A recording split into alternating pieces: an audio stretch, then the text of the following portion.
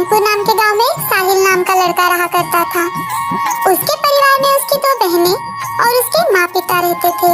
साहिल के माता पिता मजदूरी का काम करते थे और साहिल की बहनें भी उनके काम में हाथ बटाया करती थी। साहिल एक सरकारी स्कूल में पढ़ता था। वो स्कूल के बाद घर घर जाकर कुछ सामान बेचता था या फिर गांव में अगर कोई छोटा मोटा काम मिले तो वो कर लेता था और अपने कमाए हुए पैसों से वो स्कूल की फीस तथा अन्य उसके कोई खर्च करता था। एक दिन साहिल के पिताजी साहिल से, अरे साहिल, तुम्हें कितनी बार कहा है मैंने, थोड़ा हमारे काम में हाथ बटा दिया करो, लेकिन तुम हो कि अपनी पढ़ाई लेकर बैठ जाते हो हमेशा। पता नहीं पढ़ लिख कर क्या करना चाहते हो। पिताजी, मैंने भी आपको कितनी बार कहा है, कुछ भी हो जाए लेकिन मैं अपनी पढ़ाई नहीं छोड़ने वाला। हाँ, पढ़ लिख कर तो बहुत बड़ा अफसर बन जाएगा ना। अरे कोई काम नहीं मिलता हम जैसे को।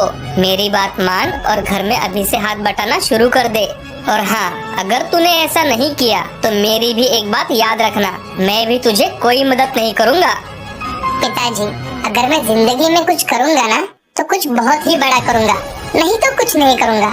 आप मेरे बारे में फिक्र करना छोड़ दो। ऐसा कहकर साहिल गुस्से से बाहर चला जाता है। तभी उसकी माँ साहिल के पिताजी से, अजी, तुम क्यों उसके पीछे पड़े रहते हो? वो अपना खुद का कर रहा है ना। अरे भाग्यवान, तुम तो चुप ही बैठो। तुमने ही तो सर पे चढ़ा के रखा है उसे। सभी अपना काम करने चले जाते हैं। ऐसे ही कुछ दिन बीत जाते हैं। एक दिन साहिल अपना स्कूल खत्म होने के बाद कुछ सामान बेचने के लिए चला जाता है। साहिल गांव-गांव जाकर लोगों के दरवाजे खटखटाता है तो कुछ लोग उससे सामान खरीदते हैं तो कहीं पर लोग उसके मुंह पर दरवाजा बंद कर देते हैं। ऐसे ही एक दिन बहुत धूप में साहिल अपना सामान बेच रहा था कि तभी वो एक दरवाजा खटखटाता है। एक सुंदर सी लड़की दरवाजा खोलती है। तभी वो लड़की साहिल का चेहरा देखकर समझ जाती है कि उस लड़के को बहुत ज्यादा भूख लगी है। वो झट से अंदर चली जाती है और एक गिलास दूध भरकर साहिल को देती है। साहिल को सच में बहुत ज्यादा भूख लगी थी तो साहिल भी झट से दूध पी लेता है और उस लड़की से, थैंक यू मैडम, आप जो सामान लेना चाहो वो आप ले सकती हो। नहीं भाई साहब, मुझे कुछ भी सामान नहीं चाहिए, लेकिन आप बहुत भूखे लग रहे थे इसलिए मैंने आपको एक गिलास भरकर दूध दिया। मेरी माँ कहती है कि भूखे की हमेशा मदद करनी चाहिए। तो आपको भी इसमें से कुछ सामान लेना ही होगा, दूध का बिल समझकर। नहीं, मुझे कुछ भी नहीं चाहिए। क्या पता, शायद कभी आप मेरे काम आ जाओगे। अब साहिल वहाँ से चला जाता है। ऐसे ही कुछ साल बीत जाते हैं। साहिल जी जान लगाकर मेहनत के साथ साथ पढ़ाई भी कर रहा था। आगे चलकर वो एक बहुत अच्छा डॉक्टर बन जाता है। अब साहिल के घर के हालात भी सुधर जाते हैं, लेकिन दूसरी ओर उस लड़की के घर के हालात बहुत खराब हो जाते हैं और उस लड़की को हार्ट की बीमारी हो जाती है। उस लड़की के परिवार के पास बेटी के इलाज के लिए भी पैसे नहीं थे। उसी में एक दिन उसकी तबीयत बहुत ज्यादा खराब हो जाती है।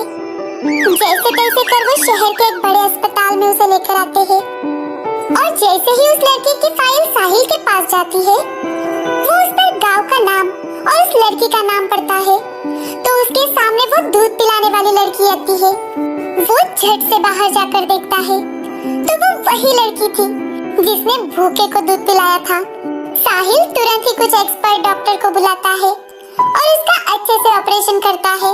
कुछ ही दिनों में लड़की बिल्कुल ठीक हो जाती है, लेकिन अब उसके माता पिता के सामने बिल देने की चिंता सताने लगती है। तभी उस लड़की के पास एक नर्स आती है और उसके हाथ में एक लिफाफा रख देती है। लड़की उस लिफाफे को खोलकर देखती है तो उसमें उसका बिल पेड करने की रिसिप्ट थी।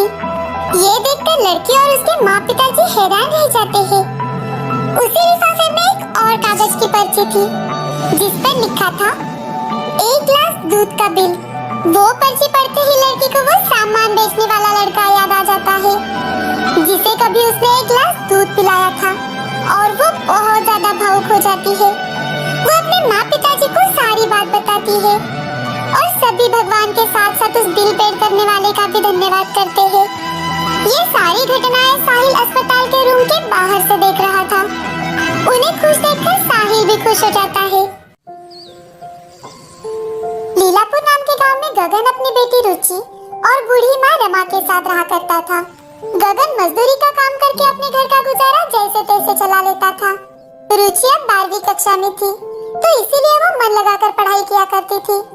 उसकी पढ़ने के प्रति लगन देख गगन बड़ा ही खुश था।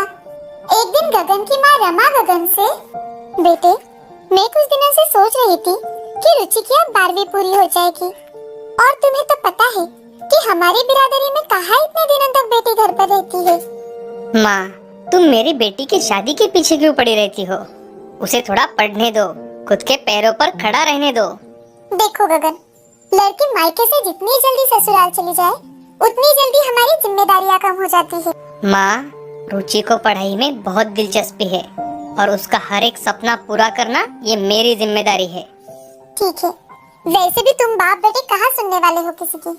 रमा काम पर चली जाती है। कुछ दिन